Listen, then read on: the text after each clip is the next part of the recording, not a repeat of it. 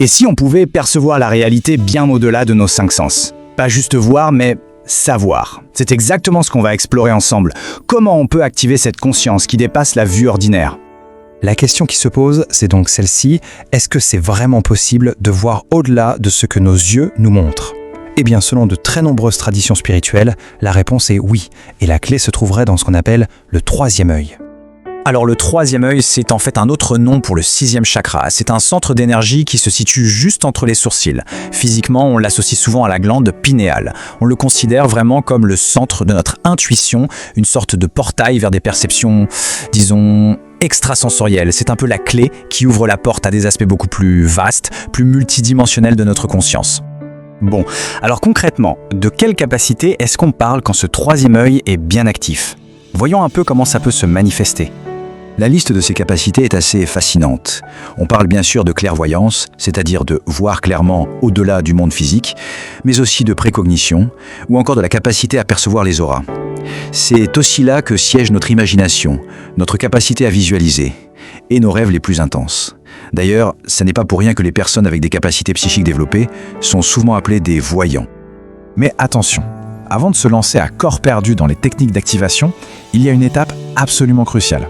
Il faut d'abord préparer son monde intérieur. Et voilà un point qui est vraiment essentiel. Nos propres peurs peuvent complètement brouiller les informations qu'on reçoit. Elles agissent comme un filtre qui déforme notre perception. Sans une bonne conscience de soi, une information extrasensorielle peut donc être très facilement mal interprétée.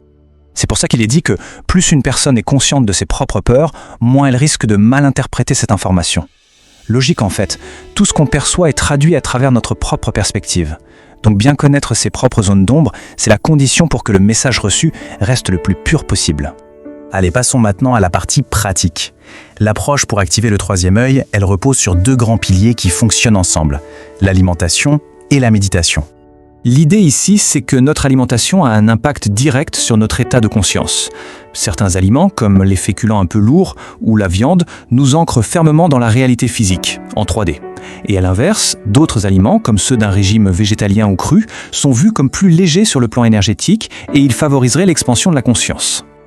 Et voici justement une petite liste d'aliments et de substances qui peuvent aider dans ce processus.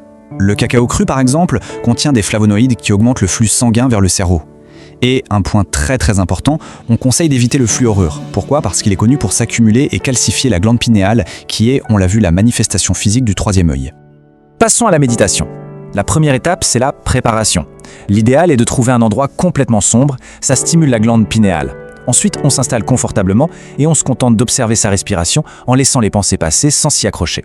Le relâchement des tensions dans la tête et le cou, c'est aussi super important pour bien se mettre en condition. La deuxième partie, c'est l'activation par le son.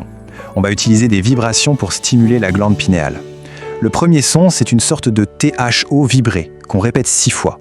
Le second, c'est le son mais, où il faut chercher la tonalité exacte qui fait vibrer, qui résonne tout doucement dans la zone du front. Petite mise en garde d'ailleurs, au début, cette pratique peut causer de légers maux de tête. C'est juste le signe que l'énergie se met en mouvement. Et enfin, la dernière étape, c'est la visualisation. Avec les yeux fermés, on imagine son troisième œil. Puis, on le visualise en train de s'ouvrir, tout doucement. Au début, les perceptions peuvent être assez floues, des couleurs, des formes géométriques, des motifs. L'important, c'est juste d'observer ce qui vient, sans rien juger, et sans avoir d'attente particulière. Ok, alors une fois que ce processus est enclenché, à quoi est-ce qu'on peut s'attendre? Quels sont les changements, ou même les symptômes qui peuvent apparaître? Passons en revue les signes d'un troisième œil qui s'éveille. Les premiers changements, ils touchent souvent la perception. Ça peut se manifester par une intuition qui devient plus forte, la clairvoyance, le fait de voir, mais aussi la clairaudience, le fait d'entendre, ou la clairsentience, qui est le fait de ressentir.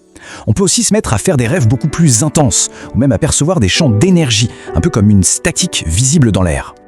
Des changements peuvent aussi être ressentis physiquement et émotionnellement. Ça peut être des sensations de chaleur ou de picotement, des vagues d'émotions un peu soudaines et inexpliquées, une sensibilité alimentaire qui apparaît, et même des symptômes de détox, comme si le corps se purgeait d'anciennes toxines.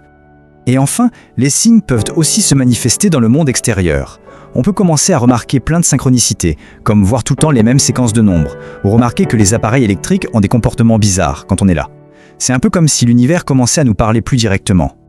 Pour finir, c'est important de comprendre que l'information extrasensorielle, elle n'est pas reçue de la même manière par tout le monde. En fait, il y a 4 grands canaux de perception.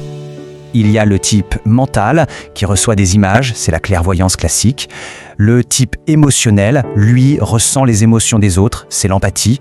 Le type spirituel a une sorte de connaissance innée, ce sentiment de « je sais, c'est tout ». Et enfin, le type physique reçoit l'info à travers des sensations dans son corps. Chacun de nous a un canal qui est dominant. Du coup, l'activation du troisième œil va d'abord amplifier ce canal principal. Par exemple, une personne qui est déjà très empathique va ressentir les émotions de manière encore plus forte. Et ensuite, il se produit un effet de débordement. Une fois que le canal principal est bien ouvert, les autres commencent à se développer aussi. Et cette idée, elle ouvre des possibilités juste infinies. Comme le suggère la source, au-delà de notre réalité, il n'y a aucune perspective qui soit inaccessible. On pourrait, en théorie, faire l'expérience de n'importe quel point de vue. L'exploration de la conscience est vraiment sans limite. Et ça nous amène à une toute dernière question pour la route. S'il était possible de voir n'importe quel événement depuis n'importe quelle perspective dans le temps, que faudrait-il choisir d'observer ? C'est une pensée assez vertigineuse qui nous laisse entrevoir l'immensité du champ d'exploration qui peut s'ouvrir à nous.